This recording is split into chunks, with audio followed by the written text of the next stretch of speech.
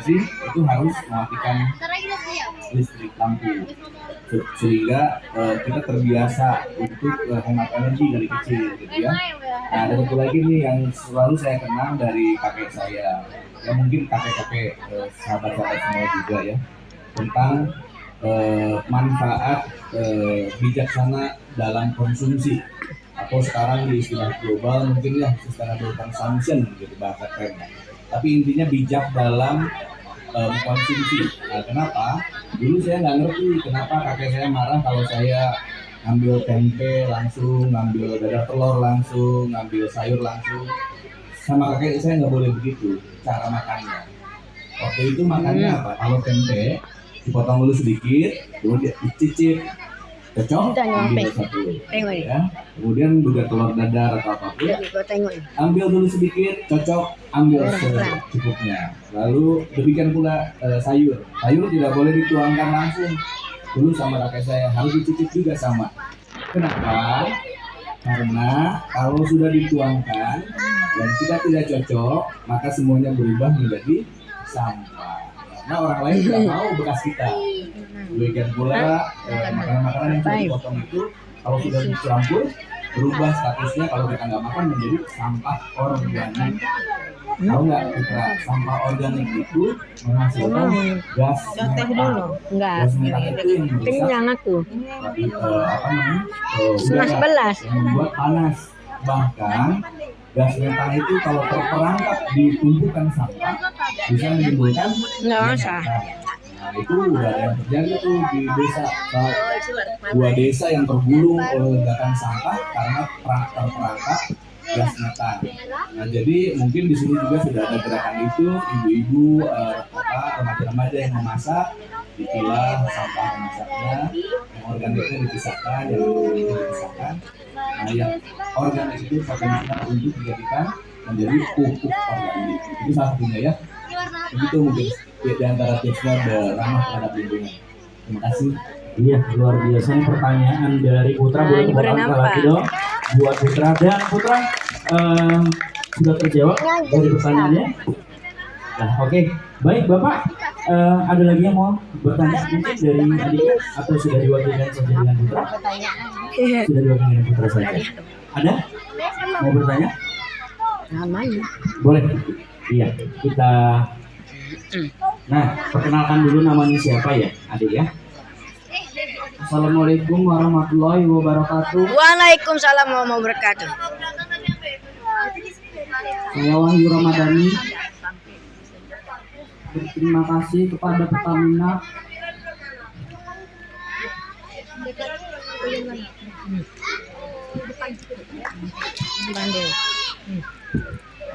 Tes.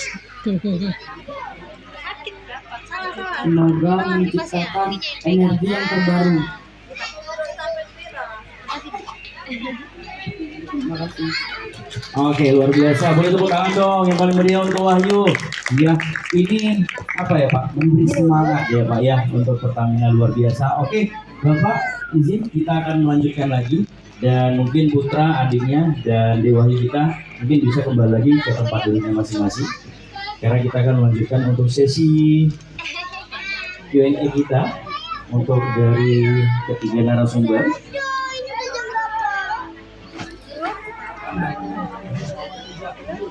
Udah Maya.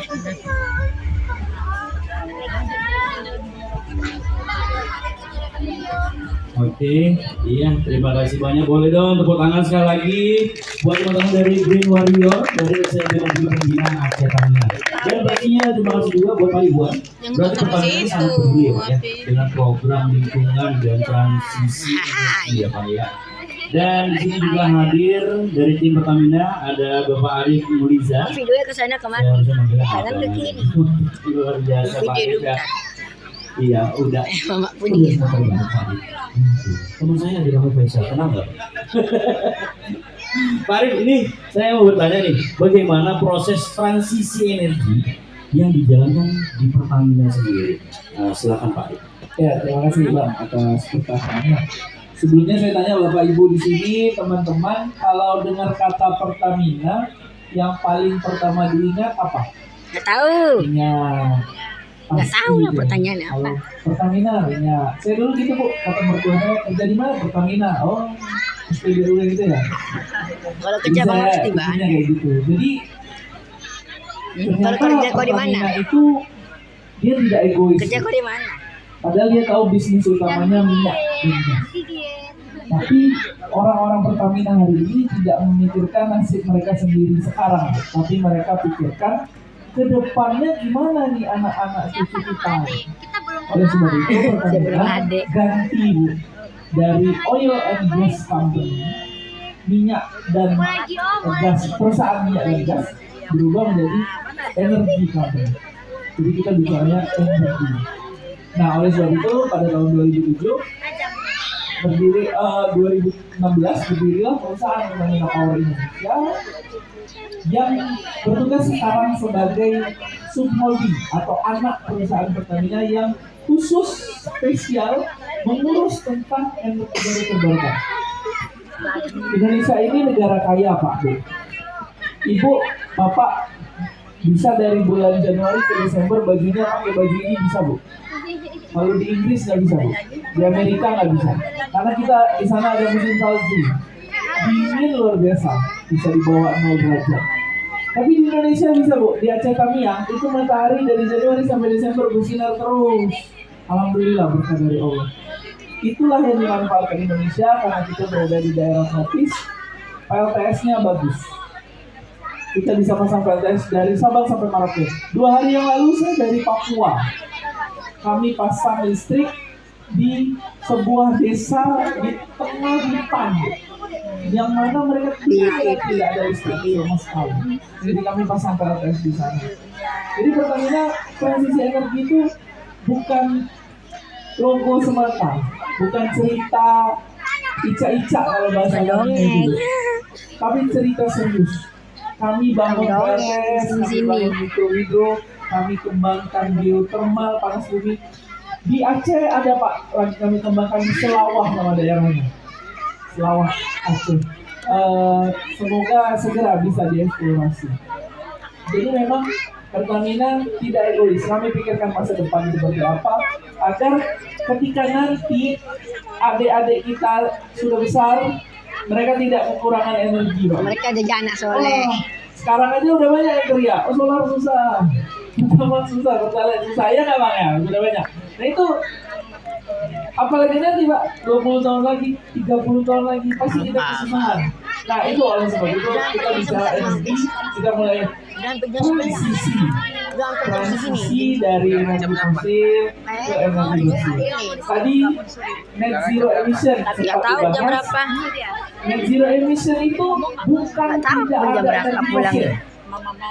Setengah 12. Adik-adik semua net zero emission Setengah 12. itu bukan tidak ada energi fosil.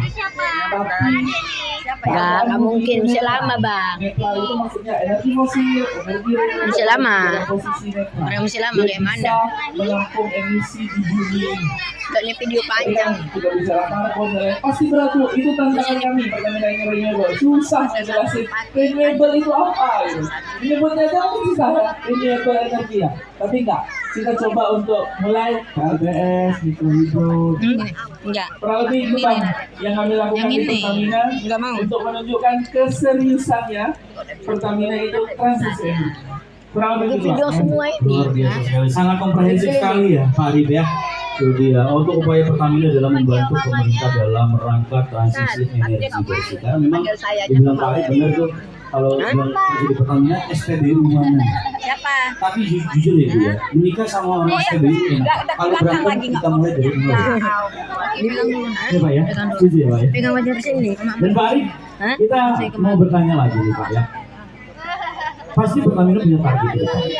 Dan untuk membangun energi bersih ini menjadi suatu yang lebih baik. Nah, upaya apa nih Pak yang dijalankan Pertamina sendiri dan seperti apa? Upaya yang kami lakukan adalah sosialisasinya. Oke. Jadi seperti dulu mesin ATM ditemukan, orang-orang itu susah percaya bahwa dari dalam kotak itu bisa keluar duit. Bentar-bentar. Susah. Dulu orang tidak boleh percaya bahwa lewat alat ini kita bisa lihat muka orang. Berapa mak? Nah, jadi yang kami lakukan untuk transisi energi hari ini adalah sosialisasi. Sosialisasi. Kami ceritakan kenapa Dah. Kenapa kita harus sosialisasi energi baru terbarukan? Lihat dampaknya. Mungkin kalau di Aceh Tamiang, alhamdulillah ya. Kalau di Jakarta hujan aja 2 jam lebih, kami udah takut Pak. Itu udah mulai angkat-angkat karpet, kasur-kasur udah kami naik-naikin tuh. Karena kami takut banjir. Kalau Aceh Tamiang mungkin enggak. Tapi kami di Jakarta, Bekasi, Bogor, Depok itu udah mulai tuh Pak. Kalau udah hujan lebih dari 2 jam, udah. Karena air laut itu naik Pak. Kemarin banyak orang bilang, masa iya air laut naik? Karena es mencair. Terbukti di Papua Bang. Terumbu karang itu udah mulai berkurang warnanya, memutih karena itu. Katanya karena tingkat air laut itu udah berubah. Jadi memang dunia ini berubah. Nah yang kami lakukan itu sosialisasi terus menerus agar kita sama-sama paham. Kenapa kita perlu ganti kendaraan kita jadi kendaraan listrik? Kenapa kita mulai untuk kembangkan energi listrik? Kenapa kita mulai harus buang Video sampah tidak panjang, benar-benar Bang. tidak sembarangan? Karena Atau kita foto. satu Jangan nanti plastik aja, itu nanti bisa aja.